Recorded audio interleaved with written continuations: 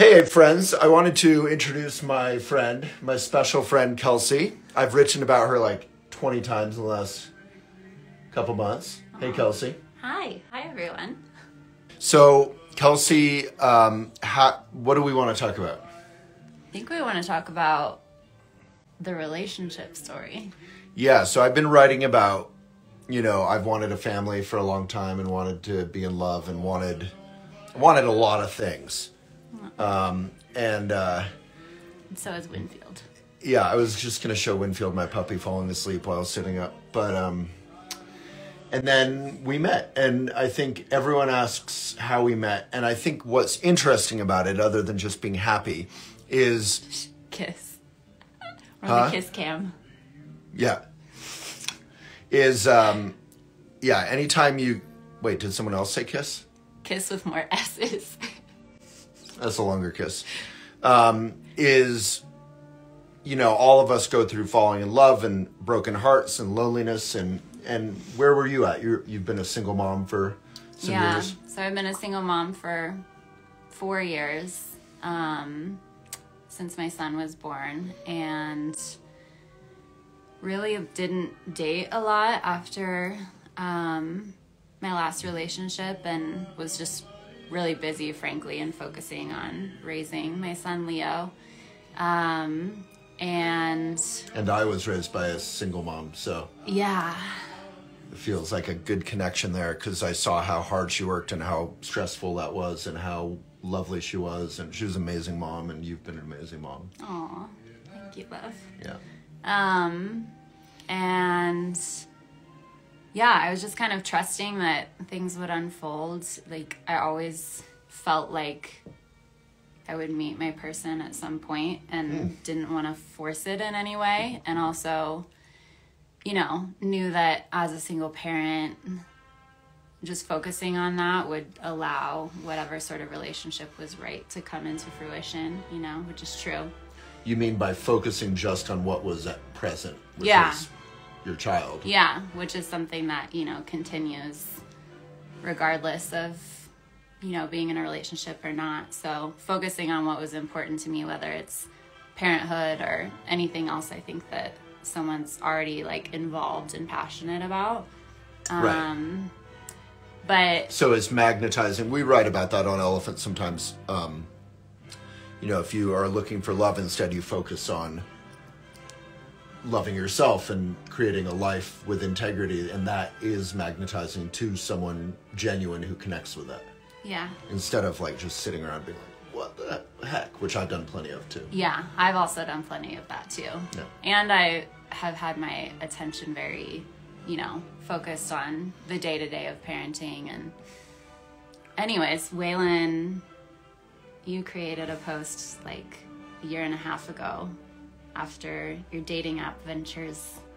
Well, yeah, so I had been engaged to a wonderful person during the pandemic, and we broke up, and I was super sad and kind of feeling sorry for myself, somewhat understandably, I think. So I almost was the opposite of you. I think I was not just focusing on creating a great life, which I'd done for many years, but I was actually really feeling despondent. And for me, actually, that was helpful in a funny way. I wrote in my first book, I don't think I'll find love until my luck has run out completely. And I felt like I actually let go and gave up completely. And that was, from the Buddhist tradition, being Buddhist, that's a form of opening up completely. You don't realize it at the time. You just feel empty. Mm-hmm. But I really gave up. So I had jumped into dating apps thinking, well, I'm vegan and I like to bike and I'm a big weirdo and I need probably another weirdo to be interested in all that. So dating apps might be great because you can kind of say what you're interested in, and most people will be like, nah, that's not for me. But some people will be like, oh, maybe, yeah, or I'm into that. But dating apps, I don't know if anyone has tried it, are kind of no judgment on them. They're great. I think a lot of people meet, but I think they just don't work. At least they didn't for me in a small town to connect with like-minded people. It just felt like a lot of wasted time and energy.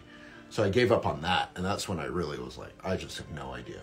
And I put up this post saying, on Instagram, on my stories, just saying, This is kind of who I am. I want children. This is what I'm looking for.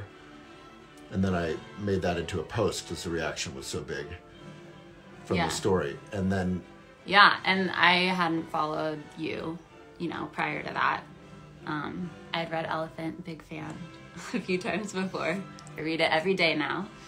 And my best friend... You wrote on it now. Yeah. She's like a popular writer on Elephant now. There's more coming your way. Yeah. You wrote about being a single mom. Yeah, and venturing, kind of following my own spirit's evolution while looking after and protecting another person's as well, my son's, and kind of the dance of the two of those things, and him watching me in my own sort of independence while being his primary caregiver.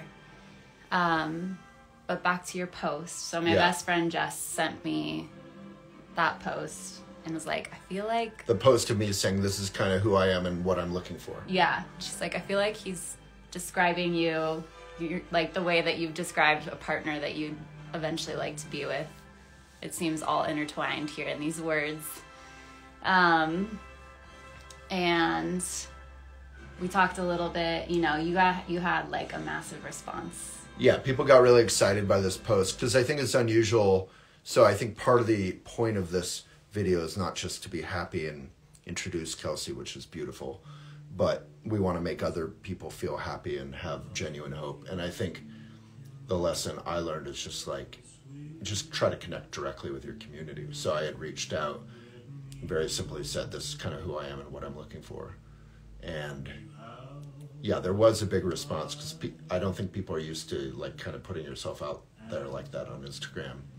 Actually, it's so rare that a dating coach interviewed me because she was all excited. She was like, this is brilliant. More people should do this. Like reach out to their own community instead of try dating apps. And we should tell her how it's going because she doesn't know, I don't think. And then what?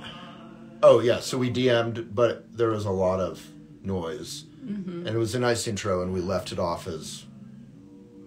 Do you want to say? Yeah, we just kind of DM'd here and there, and we left it as like, we'll go on a date when you're in Colorado. Yeah, because I've been visiting Colorado every summer of my life, and at the time didn't know if I was able to move from where I live now. Yeah, she lives far away, thousand miles away. Far away. Yeah, so it really was like catching a shooting star kind of thing. Aw, yeah. And then, like 6 months later, your aunt... Yeah, 6 months later, my aunt sent me an article of Waylon's. You all had met a couple times through the yoga world. And my best friend and my aunt don't know each other, don't communicate, anything like that. So it was very much a moment where I was like paying attention to these two brilliant women in my life. Who know me very well in very different sort of ways and phases. And then I reached back out, and I think shortly after that, things had kind of settled for you after the campaign. And well, that time, when you reached back out, I was like, oh, right, that pretty single mom far, far away. And I kind of checked out your account, or we were DMing or whatever it was, and I was like, oh, you're not just like a random pretty mom at 1,000 miles away. You're like, I'm interested in this person.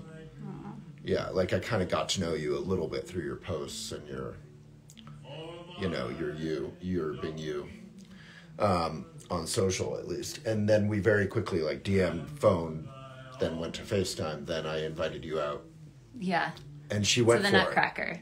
So how did you go for it and feel like safe, like traveling 1,000 miles to meet someone you didn't know? Well, I think that, some other stories that we've heard from couples who have met long distance is like there's that,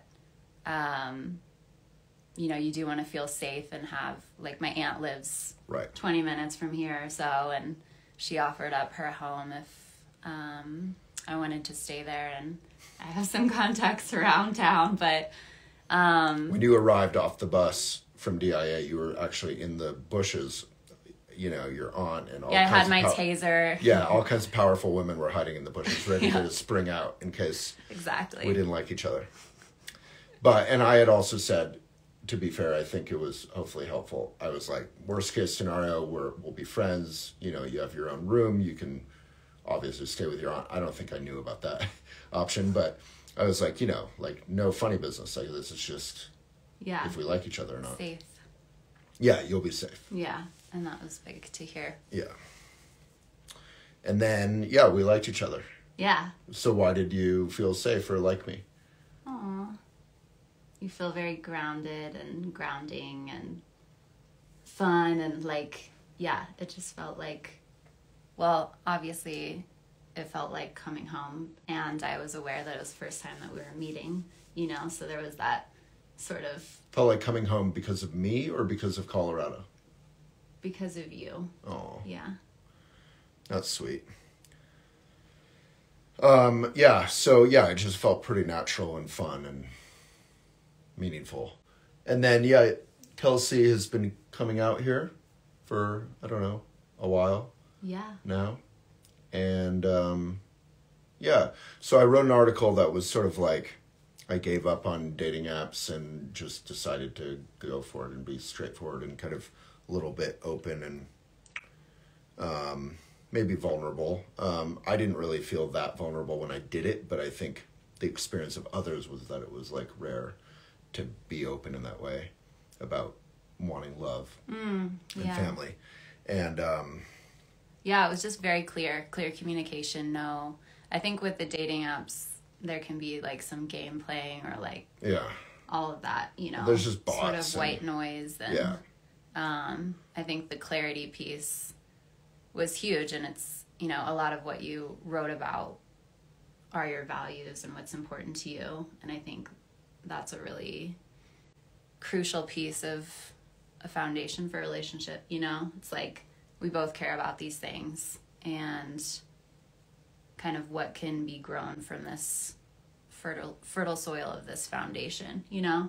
And I think that's what made it feel so safe. I was like, I know this person knows some of my family members. I know that, you know, you care about the earth.